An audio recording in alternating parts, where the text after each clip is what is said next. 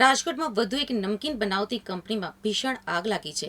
નાકરાવાડી નજીક વેફર નમકીન બનાવતી કેબીઝેડ કંપનીમાં વિકરાળ આગ લાગતા દોડધામ મચી ગઈ છે. રાજકોટમાં આગની વધુ એક ઘટના સામે આવી છે. મળતી માહિતી અનુસાર સોખડા નજીક શુકલ પીપળિયા ગામ પાસે આવેલ કેબીઝેડ કંપનીમાં વિકરાળ આગ લાગી છે.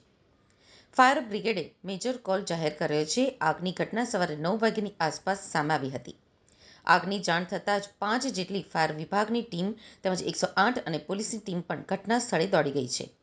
હાલ આગને કાબૂમાં મેળવવા માટેના પ્રયાસો હાથ ધરવામાં આવી રહ્યા છે. મહત્વનું એ છે કે થોડાક સમય પહેલા જ ગોપાલ નમકીનમાં આગ લાગવાની ઘટના બની હતી.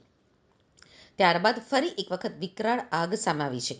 ભીષણ આગથી દોડધામ મચી ગઈ હતી. પ્રાપ્ત માહિતી અનુસાર રાજકોટમાં વધુ એક નમકીન બનાવતી કંપનીમાં ભીષણ આગ લાગી છે.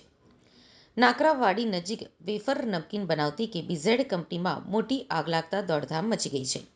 સવારે 9:30 વાગ્યાની આસપાસ આગ લાગી હોવાની માહિતી મળી રહી છે.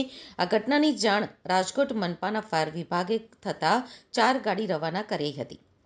હાલ આગ ઉપર પાણીનો મારો ચલાવી કાબૂ મેળવવાના પ્રયાસ ચાલી રહ્યા છે.